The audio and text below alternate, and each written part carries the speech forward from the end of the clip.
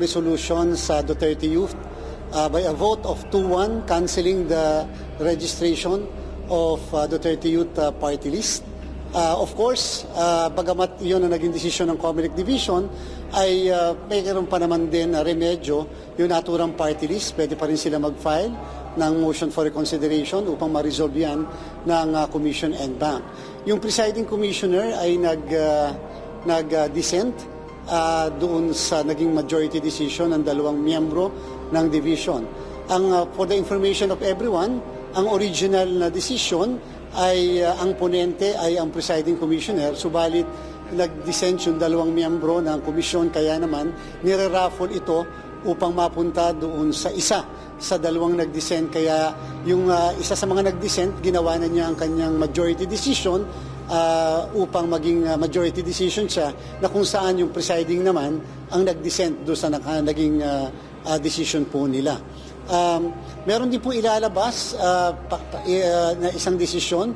I think isang kandidato na nanalo for congressman dito sa Manila ang na-determine ng komisyon na kinakancel ang kanyang certificate of candidacy dahil sa issue ng citizenship. Mamaya po mababanggit ko yung eksaktong name ng naturang kandidato na I think na-proclaim bilang kongresista dito sa naturang district sa Manila. Sumulat na rin po tayo sa ating kagalang-galang na Pangulo, ang ating Senate President and Speaker of the House, ang House Committee on Electoral Reforms and Senate Committee on Electoral Reforms, na ini-inform sila doon sa update na ginagawa natin sa paghahanda para sa Bangsamoro parliamentary election. At sinabi rin po natin yung aming predicament na wala namang pong problema at walang kaduda-duda, tuloy na tuloy ang Bangsamoro parliamentary election, bagamat katulad nga po ng ating nabanggit, ay ang pinaghahandaan natin muna sa kasalukuyan ay ang 73 parliamentary seats. Kasi nga po yung 7 ay hindi pa namin alam kung ano ang magiging pinal na sasabihin sa atin ng parliament tungkol sa bagay na yan. At baka po nga kasi kami kapusin sa ating pong oras ang paghahanda dahil ito ay isang automated election. At unfortunately, doon sa mahigit 100 na kandidato na nag-file noong November 4 to 9, matapos kami makapagsulat ng 3 beses, halos 20 lang ang nag-respond at nagsabit sa amin nung mismong pictures nila na isasama sa ating mga balota. At alam nyo kasi hindi pwede kasi na yung iba may picture, yung iba wala. So mukhang magdidesisyon din ang aming pong Project Management Office na kung talagang hindi masasabit yung mga pictures, at least doon sa mga kandidato for members ng parliament sa parliamentary district, tatanggalin po yung mga pictures sa ilalagay sa balota. Total naman, ang nakalagay naman sa election code ng Bangsamoro ay if practicable. Kung hindi naman po sila magsasabit sa amin ng mga pictures, magiging unfair naman doon sa mga meron, unfair din naman doon sa mga wala. Kaya to be fair, pero yung pong mga political parties ay nagsasabit naman po, 7 lang naman sila ng kanilang pong mga logo, dahil kasama po yung sa pinapasama sa atin ng election code nila na dapat kasama yung logo ng political party sa mga pagpipilian ng mga kababayan natin. At syempre, again, nandun pa rin yung ating pong none of the above feature ng ating balota na isasama sa parliamentary legislative district, kasama rin doon sa panghuli na pagpipilian sa political parties. Chair, ano po yung ruling doon? I mean, affirmative yung to, ano yung to disqualify? Paano po yung... Ang exact wordings po nila ay to cancel the registration ng mismong naturang party list. And yun po yung pinakadisposisyon ng 2 miyembro ng division, samantalang yung isa naman po, ang gusto po niya ay i-dismiss ang petisyon based on certain grounds. Ngayon po, asahan niyo po, ipapadala namin maya-maya lamang kasi ongoing po yung promulgation ng mismong naturang desisyon. Ano lang po paliwanag, Chair, ba't natagalan? Ba't kailangan i-raffle nung kasi yung ponente ay natalo? Kasi po yung naging ponente, nung inikot niya yung kanyang desisyon, lumalabas sa bawat pag-ikot, yung 2 natitirang miyembro ay nag-dissent o hindi sumang-ayon sa kanyang naging desisyon na i-dismiss ang petisyon. At dahil po dyan, siyempre yung pag-ikot na yon, yun po yung aking hindi masabi nung nakaraan sa inyo, na dahil sa pag-ikot na yon, kinakailangan mapagbigyan yung dalawang miyembro kung magdi-dissent ba sila o sasang-ayon sila doon sa naging desisyon. At dahil nga sa lumalabas, yung mismong nagsulat ng desisyon ay natalo sa kanyang naging desisyon, kinakailangan i-raffle o kaya i-assign yung mismong pagsusulat ng majority decision this time dun sa dalawa na hindi sumang-ayon upang yung kanyang magiging decision ngayon ay hindi na dissenting kung hindi magiging majority decision. At siyempre, iikot muli yon, sasama sa kanya yung unang nag-dissent at siyempre, yun naman pong dating ponente o nagsulat ng desisyon na dinidismiss ang kaso, siya naman ngayon na magdi-dissent o nag-dissent doon sa naging resolusyon ng division. Chair, ano mangyayari based dito nga sa cancellation ng registration? Anong epekto nito doon sa pagkapanalo ng Duterte? Sa kasalukuyan, wala pa rin po sapagkat una, ang desisyon po ng COMELEC Division ay magiging final lang, magiging executory 5 araw pagkalabas nitong desisyon. Maliban na lang kung mayroong motion for reconsideration. So, again, sa mismong party list at sa mga supporters na mayroon pa po namang remedy.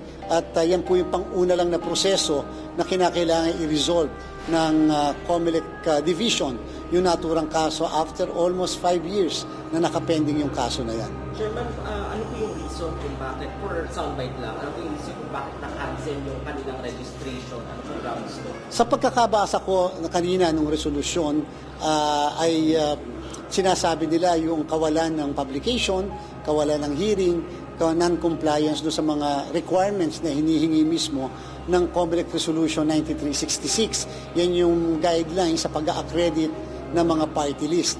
And mahaba yung naging diskusyon nung mismo majority ng division, miyembro ng division, at maaari siguro mabasa nyo. Pero more or less, yon dahil daw sa kakulangan ng mga requirements na yan, kung bakit hindi nakumpleto yung mga requirements and therefore hindi daw dapat nagawaran ng accreditation.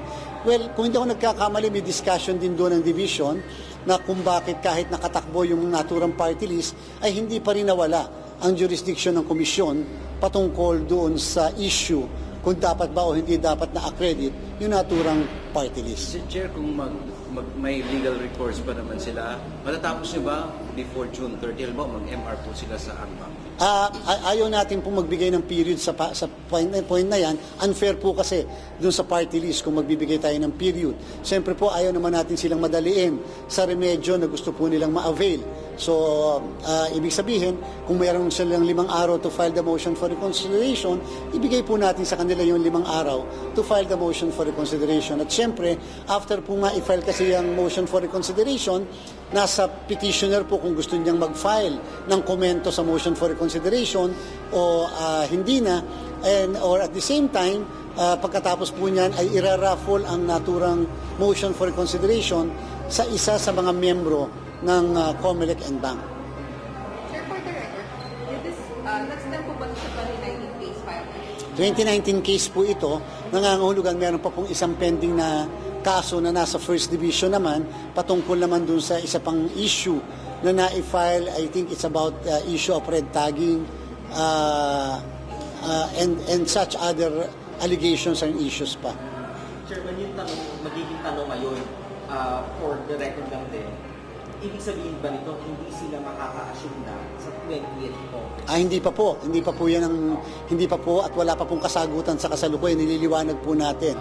Sapagkat lalo na po sa supporters po ng partido na ito na nakakuha ng 3 seats sapagkat siyempre po kinakailangan pa na mapagbuti nila yung kanila magiging motion for reconsideration kung yun po ang remedyo na i-avail nila upang makita ng ibang mga miyembro naman o nung mismo mga bumoto na baka naman pwede nilang ma-re-examine yung kanilang original na boto o kaya pwede magbago yung kanilang naging disposition nung una. Pwede po lahat pangyari yung bagay na yan. Ang division po, hindi po final yung kanilang desisyon and therefore madami rin pong pagkakataon na yung boto ng isang miyembro ay nagbabago pagdating sa NBank, lalo na kung mapapaliwanag ng mabuti yung mismong naging ang dahilan kung bakit mali ang desisyon ng division. So yung process, 5 days to comment, sa NBank. Kapag nag-desisyon yung final and executory. Hindi pa rin po, meron pa rin pong 5-day period upang makapunta sa, kung gugustuhin po nila, sa mas mataas na hukuman. Kung sino man po yung mananalo sa motion for reconsideration, whether yung petitioner o yung respondent na file ng motion for reconsideration, ay meron pong 5 araw din na pumunta sa Korte Suprema. Sabi ko nga po, hindi nagiging final o executory ang desisyon ng COMELEC NBank hanggat hindi po nagiging na-observe yung 5 araw na yan. Sir, doon sa issue ng paggamit ng apelyedong anong status? Hindi ko pa po nababalikan yung aming law department tungkol sa bagay na yan. Kung sumagot po sila o hindi, sabi ko nga po, hindi po mandatory na sumagot po sila, hindi po obligatory na sumagot po sila. Yung pong ginagawa nating investigasyon na yan ng law department ay magtutuloy-tuloy despite ito pong lumabas na desisyon ng COMELEC division sapagkat hindi pa nga po final ang desisyon naman ng division ng COMELEC. Pero Chairman, kung hindi sila mag-complain, may aangat ba na Hindi pa rin po, kanina po may initial na diskusyon ang NBank niyan pero pinigilan po natin yung diskusyon sapagkat hindi po tama na tinatalakay kaagad yung issue na yan. Ganong entitled pa yung partido sa kanilang motion for reconsideration. So marapat lang na bago na po yung diskusyon do sa bagay na yon. Anong malay po natin? Walang didiscusin tungkol sa puntong yon kung magbabago, mababaliktad din naman ang desisyon halimbawa ng division o depende yan kung paninindigan ng NBank yung naging desisyon ng COMELEC Division.